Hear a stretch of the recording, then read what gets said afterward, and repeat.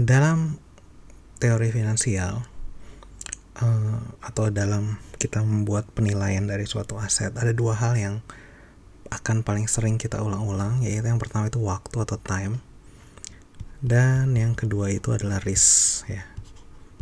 Jadi ini adalah dua hal yang harus teman-teman pertanyakan gitu ya setiap kali kita mencoba untuk menilai dari suatu aset.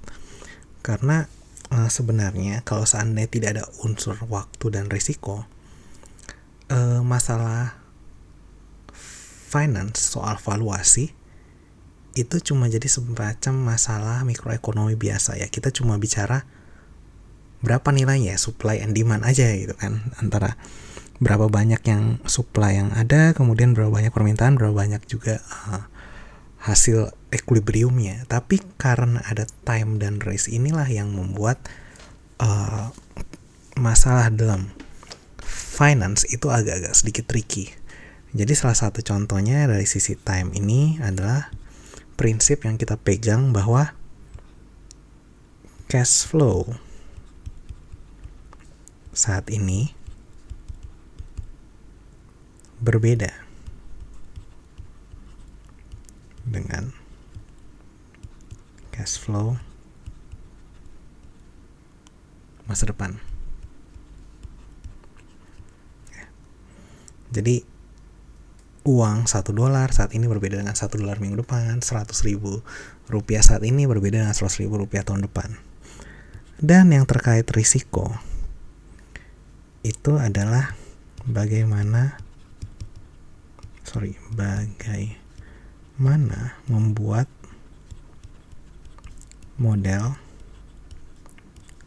dari sesuatu yang tidak kita ketahui. Maksudnya apa? Ini kan agak-agak abstrak ya. Bagaimana buat model sesuatu yang tidak kita ketahui? Maksudnya tuh gini, contoh saat ini kan yang lagi ramai itu terkait kripto. Kemudian beberapa tahun lalu itu sempat ramai terkait NFT. Kripto dan NFT itu kan sesuatu yang kita sebenarnya tidak terlalu mengerti ya. Ya mungkin ada yang mengerti, tapi ada juga banyak orang yang nggak mengerti. Jadi unsur-unsur di dalam itu masuk dalam kategori unknown ya. Dan tentu saja artinya ada resiko di sana. Atau misalnya Anda membeli saham gitu kan, itu kan ada faktor-faktor Anda tidak ketahui tentang perusahaan yang Anda beli sahamnya. Nah, bagaimana kita memodelkan faktor-faktor yang tidak kita ketahui itu? Gitu. Itulah yang nanti akan kita coba bahas pada saat kita bicara risiko. Tapi intinya untuk saat ini kayak semacam reminder buat teman-teman bahwa setiap kali kita menilai suatu aset, apapun itu, kripto, saham atau whatever, selalu pertanyakan terkait dengan dua faktor ini ya. Jadi waktu dan risiko gitu ya.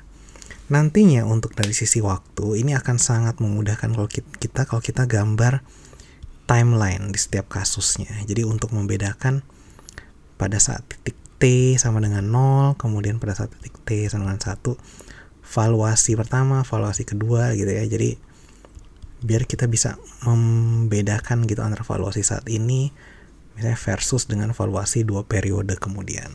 Seperti itu. Oke, sampai situ dulu. Thank you.